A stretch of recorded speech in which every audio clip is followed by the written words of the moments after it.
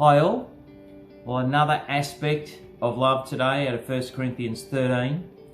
I think that 1 Corinthians 13, particularly in those first handful of verses, is one of the most complete looks at how we conduct ourselves in the aspect of love.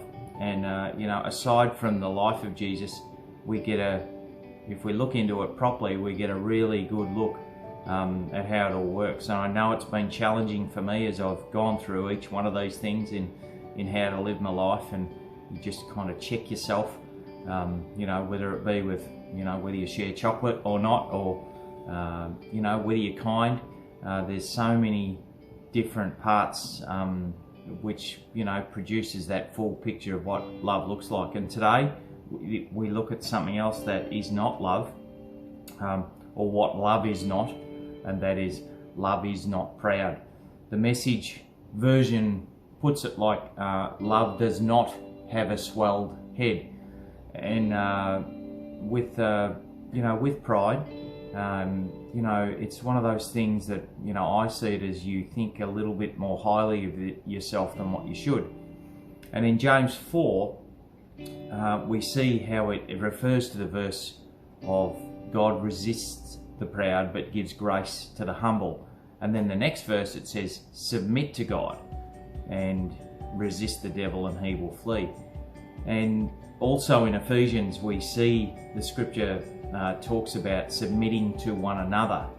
And I think if we're proud, or if we walk with pride, it's very hard to submit to one another. Jesus submitted to the Father, and look at the outworking of that. If he'd been prideful and said, no, I'm going to do it my way, we mightn't have the cross, and we certainly wouldn't have the resurrection, and we wouldn't be where we are today.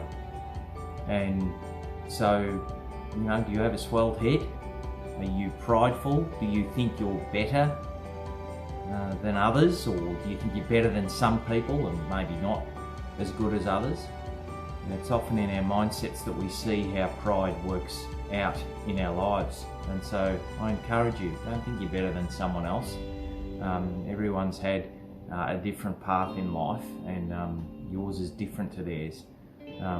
But let's, without pride and with love, let's submit to one another. And how that looks in your situation, whether it be at work or at home, is going to be different for each person. But let's love each other without a swelled head. And I hope this has been challenging and that you have a great day today, and I'll catch you next time.